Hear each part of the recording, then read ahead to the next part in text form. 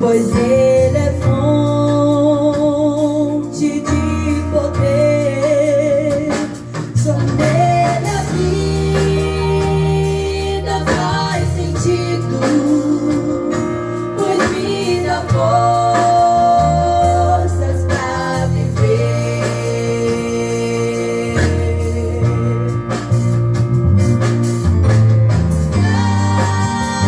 Grande o nosso Deus.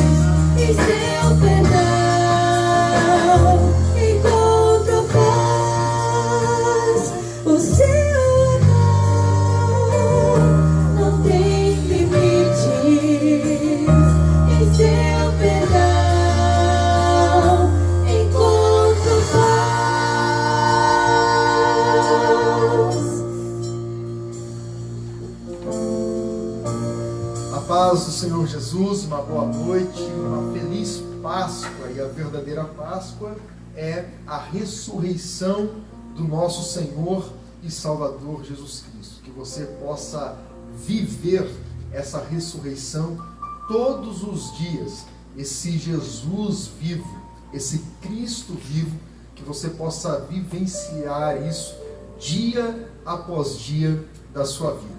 Eu quero, neste culto, nessa live no lar da Assembleia de Deus aqui do bairro Pinheirinho, setor 7 de Criciúma, nós queremos deixar uma palavra ao seu coração.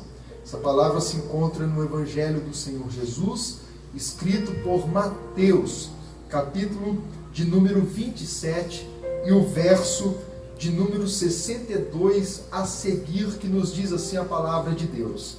No dia seguinte, que é o dia depois da preparação, os principais sacerdotes e os fariseus se reuniram com Pilatos e lhe disseram: Senhor, nós lembramos que aquele enganador, enquanto vivia, disse: depois de 3 dias eu ressuscitarei.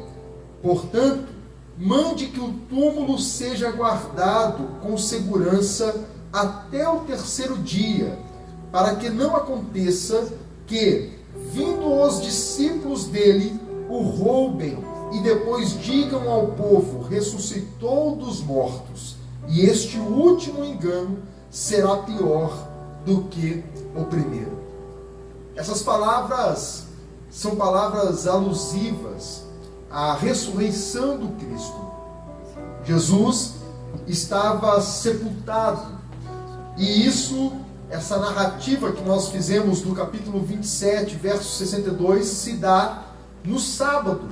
Nos sábados, os principais sacerdotes, como nos diz a palavra de Deus, alguns dos fariseus, foram até Pilatos e disseram a Pilatos: olha, este homem, e eles referem-se a Jesus como enganador. Este enganador, quando estava vivo, ele dissera que ao 3º dia iria ressuscitar. Então vamos guardar o túmulo, vamos pôr ali soldados vigilantes até o terceiro dia, e eles vão dizer uma frase que é uma máxima, que é algo que nos traz a maior vitória. Claro que eles tentam trazer de uma forma pejorativa, mas nós sabemos da essência que há nessa verdade. E eles vão olhar para Pilatos e vão dizer: vamos fazer isso, para que o último feito, ou então o último engano deste homem, não seja pior do que o primeiro. Mas essas linguagens que eles estão usando de engano e de pior, está fazendo referência a duas coisas que Jesus é. O primeiro engano que eles estão se referindo a Pilatos é o fato de Jesus se declarar o Messias, o Filho de Deus, o enviado de Deus, o Salvador, o Redentor da humanidade, aquele que veio perdoar o pecado do homem, aquele que veio não instaurar um reino terreno político, mas sim um reino espiritual, o reino de Deus na terra, onde Ele próprio, o Senhor Jesus, é quem reinará. Esse primeiro engano que eles estão se referindo é essa declaração de Jesus. Mas o segundo engano, que eles consideram pior do que o primeiro, ou então, numa linguagem saudável, algo mais abrangente do que o primeiro, algo mais excelente do que o primeiro, é que este sim fora morto, mas ressuscitara dentre os mortos. Jesus usa essas palavras enquanto está vivo, e eles estão com essas palavras guardadas em seus corações. Aqui se destaca o grande efeito do Evangelho.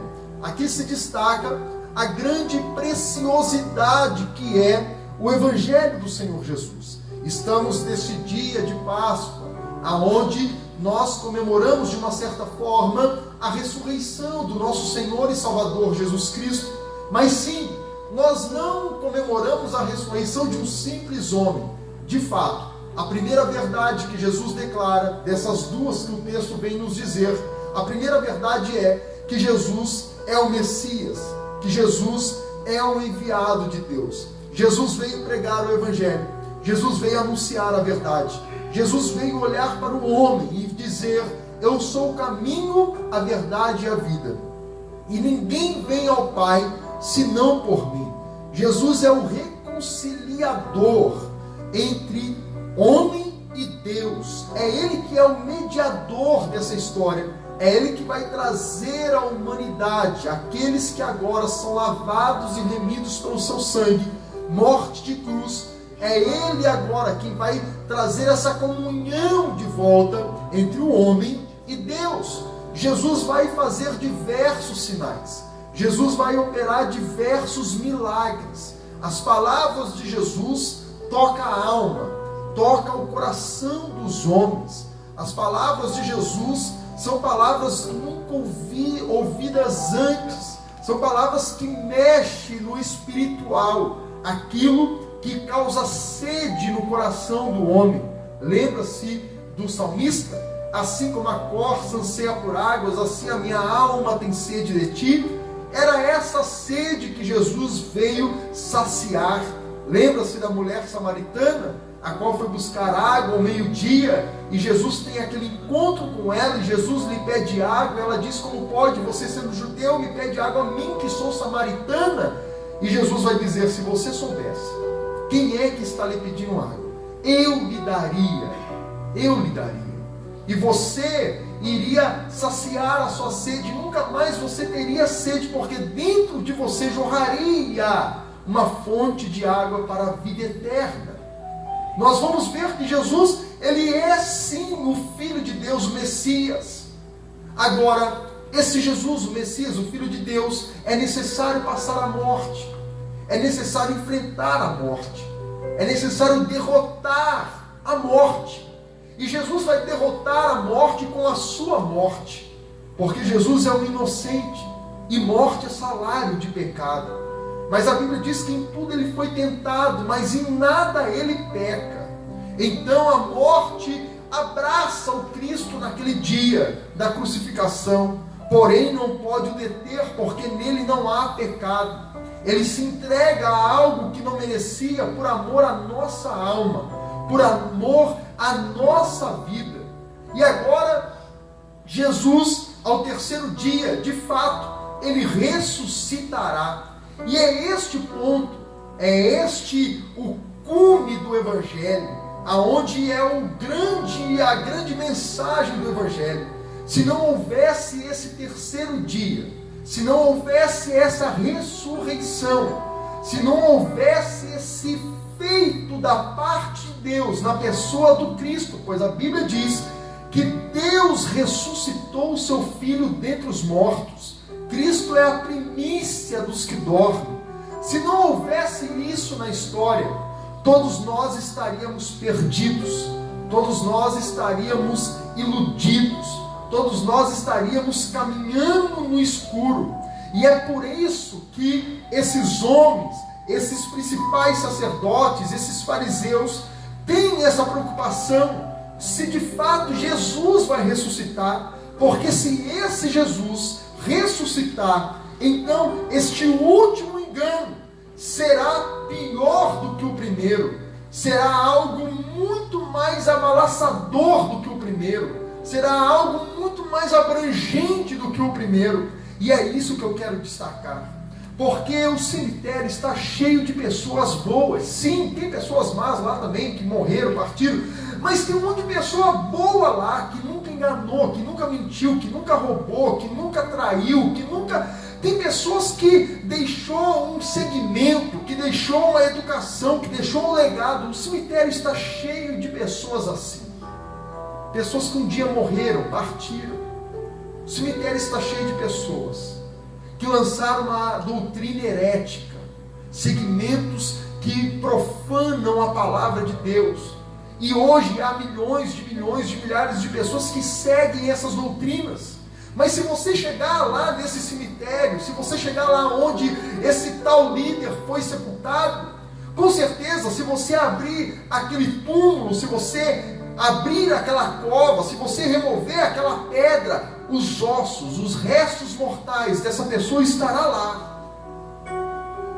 Mas de Jesus não. Jesus, ele vem como Filho de Deus, e essa é uma verdade que ninguém conseguirá tirar. Jesus de fato morreu literalmente.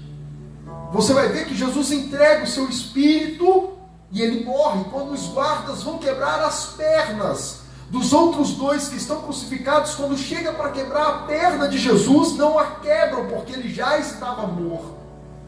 Vendo que já estava morto, não quebraram sua perna, transpassaram uma lança ao seu lado.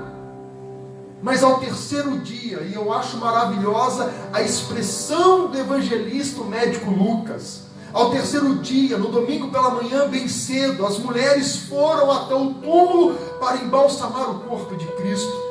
Mas no caminho, uma delas disse: olha, a pedra é muito pesada e nós não vamos conseguir remover a pedra.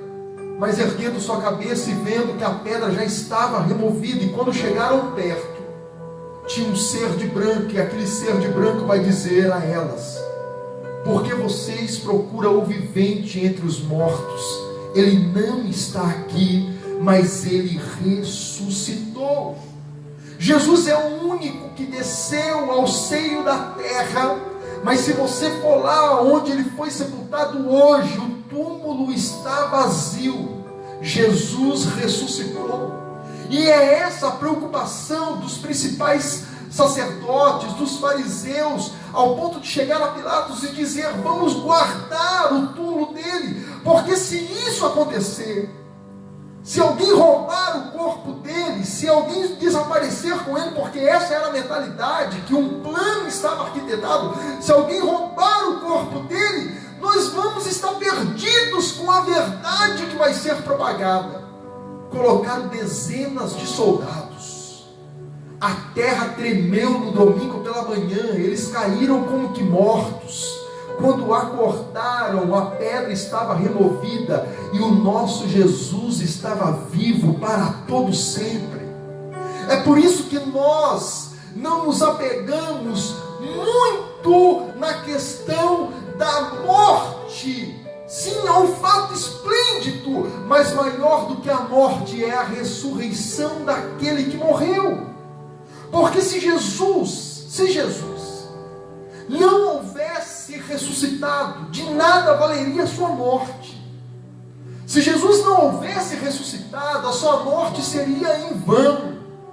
Se Jesus não houvesse ressuscitado, seria mais um que apareceu na história, com algumas palavras boas, com um novo segmento que diz levar ao céu, e levar a Deus, e levar ao Pai, mas seria mais um em meio a centenas que temos nos dias de hoje. Mas não, a morte de Jesus é esplêndida sim, ao ponto de nós fazermos memória, 1 Coríntios 11, 23, fazermos memória do corpo e do sangue, o sacrifício, mas não se esquecendo que o Cordeiro morto ressuscitou ao terceiro dia. E é essa preocupação dessa verdade que é mais abrangente, ou então é mais brilhante do que a verdade dele ser o Messias, essa verdade que ele está vivo, era o que preocupava esses fariseus e esses principais sacerdotes. Porque pregar alguém que está morto é muito fútil, não tem sentido. Pregar alguém que está morto não tem esperança. Mas anunciar, pregar, proclamar aquele que está vivo muda todo o cenário da história. Traz esperança, traz vida, traz edificação, traz um amanhã melhor para nós, uma esperança de um amanhã melhor. Jesus está vivo. Temos um hino que diz: porque ele vive eu posso crer na manhã, porque ele vive temor não há, porque ele vive eu sei que a minha vida está nas mãos dele, eu posso confiar. Sim, e é uma grande verdade, é porque ele vive. Nós nos reunimos em adoração, nós nos reunimos em oração, nós dobramos os nossos joelhos, nós acordamos na madrugada, nós consagramos a nossa vida, nós lemos essa palavra que é a palavra de Deus, de Gênesis a Apocalipse, todos os livros é a palavra de Deus, não é algo que contém, é algo que é a palavra de Deus, é Deus falando conosco, pessoalmente. Nós vivemos isso dia após dia, até o arrebatamento, até o dia da nossa morte, por uma única verdade: Jesus está vivo. Jesus está vivo.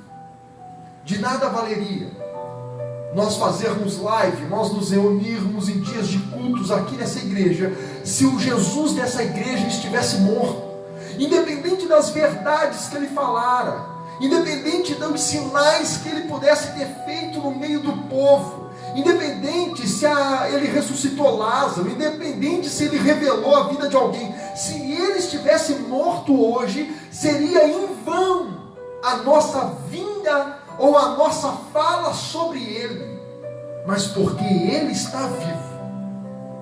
É por isso, a Bíblia contém, você talvez conheça o apóstolo Paulo. Nós pregamos sobre Paulo, sim, mas nós pregamos o Jesus que Paulo vivia.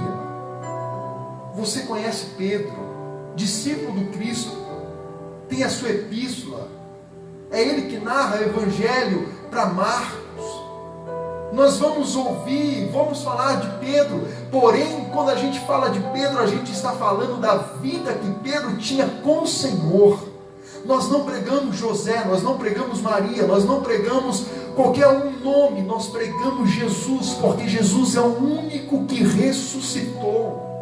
É Ele que é digno de adoração, é Ele que é digno de honra, é Ele que é digno de glória, e é Ele que nós adoramos dia após dia. É esse Jesus ressuscitado, vivo, que está à direita do Pai, lugar de autoridade. É esse Jesus que nós anunciamos, é esse Jesus que nós proclamamos no dia de hoje para você. E esse Jesus, ele não é marcado uma vez por ano, num dia de Páscoa, ou então lembrado do seu nascimento, supostamente no Natal, não. Esse Jesus você precisa viver ele vivo todos os dias da sua vida. Amanhã é segunda-feira, não é mais Páscoa, mas Jesus continua vivo. Terça-feira talvez seja um dia difícil para todo mundo, mas Jesus continua vivo. Quarta-feira talvez seja dia de luto, não sabemos do amanhã, mas independente do dia que nos espera, Jesus está vivo para a glória de Deus. E é por isso que independente de pandemia ou não, independente de qualquer coisa terrena, nós continuamos adorando, servindo, glorificando, exaltando a este Deus que está vivo, chamado Jesus Cristo de Nazaré. Ele salvou a vida de muitos naquela crucificação. Os soldados olharam e disseram: realmente ele é o Filho de Deus. Houve salvação naquela crucificação. O ladrão da direita: Senhor, lembra-te de mim quando entrar no teu paraíso. A resposta de Jesus a ele é: hoje ainda estarás comigo no paraíso. Jesus, antes de ir à cruz, ele ora pelos discípulos: Pai, eu vou a ti, mas eles vão ficar aqui. Eu não lhe peço que o Senhor os tire da terra, mas que o Senhor os guarde. A oração de Jesus continua, e daqui a pouco Jesus vai orar e vai dizer: Pai, eu não oro somente por esses, mas eu oro também por aqueles que ainda hão de me aceitar e te aceitar como Salvador. E esses somos nós, que neste século, que neste tempo, que em algum período da nossa vida aqui, nós encontramos com este evangelho transformador, de não alguém que disse algo até que bonitinho, mas morreu e está morto, mas de alguém que disse uma verdade única, magnífica, uma máxima, morreu sim para salvar e perdoar os seus pecados, para pagar um alto preço a Deus, e está vivo, foi ressurreto dentre os mortos, o corpo dele não está lá, e por mais que as autoridades daquele tempo tentaram aplacar essa verdade, nada pode aplacar o projeto de Deus. O que eu quero dizer para você é que esse Jesus está vivo e continuará vivo e sempre vai ficar vivo. Esse Jesus quer salvar a sua vida. Esse Jesus quer mudar a sua história. Esse Jesus quer entrar no seu coração. Esse Jesus quer tirar esse medo de dentro de você. Esse Jesus quer tirar esse anseio de dentro de você. Esse Jesus quer tirar essa escuridão que isola a sua alma. Esse Jesus quer tirar esse aperto que está no seu coração. Esse Jesus é o caminho, a verdade e a vida. João capítulo 10, verso 10, Jesus vai dizer: o ladrão veio senão para matar, roubar e destruir. E esse ladrão é Satanás, o inimigo da nossa alma. Mas Jesus continua dizendo: mas eu vim para que tenhais vida e tenham com abundância. É isso que ele veio trazer para nós. Que você não venha resumir a Páscoa num ovo de Páscoa, mas que você venha trazer à tona o que é a verdadeira Páscoa. Um Jesus que morreu pelos seus pecados, mas que ao terceiro dia, por ser um sangue inocente, Deus o ressuscitou dos mortos.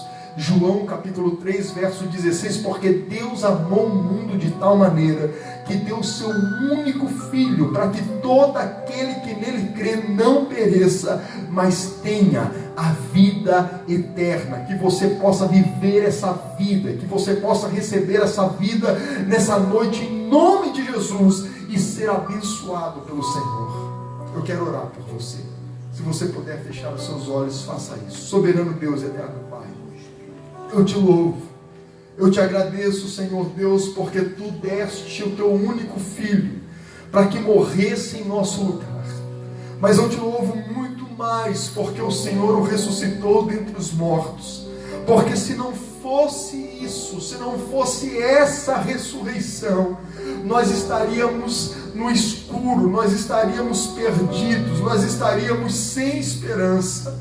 Senhor, mas pelo fato de Jesus estar vivo, nós cremos que há um céu à nossa espera. Pelo fato de Jesus estar vivo, nós sabemos que a nossa vida está nas mãos dele, está no controle dele, está na direção dele.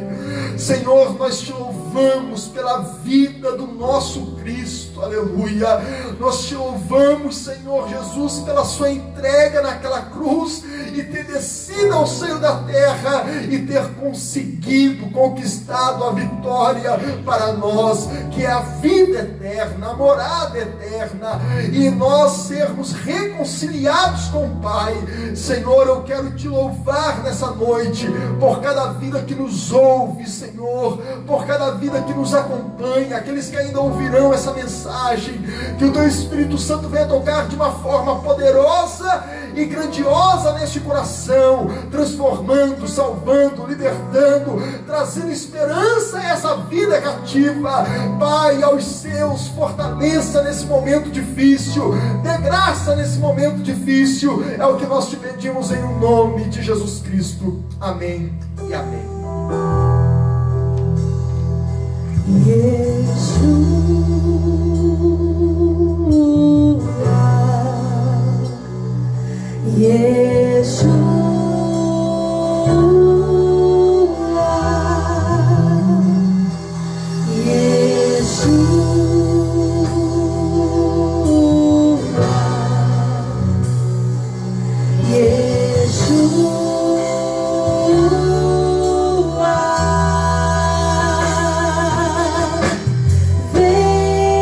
saltando sobre os montes de Jerusalém.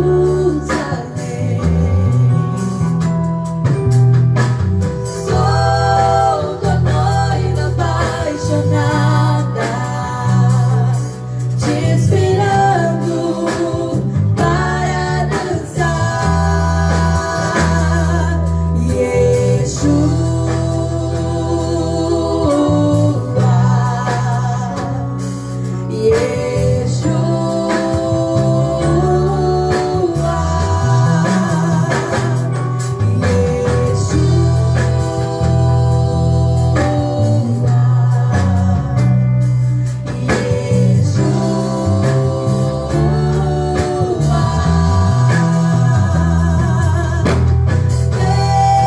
saltando sobre os montes de Jerusalém.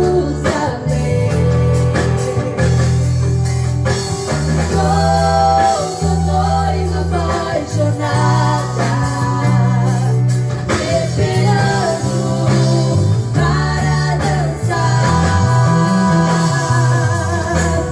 Vem saltando sobre os montes de Jerusalém.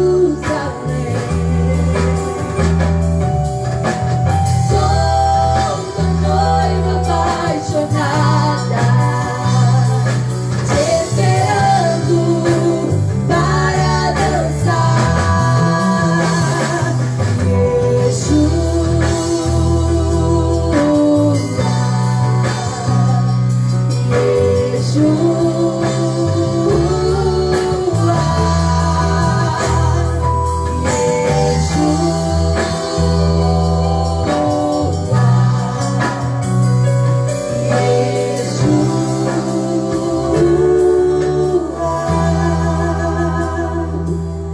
Me tomastes em teus braços e me deste salvação.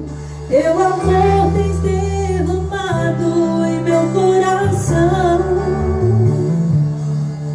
Não sei como agradecer-te o que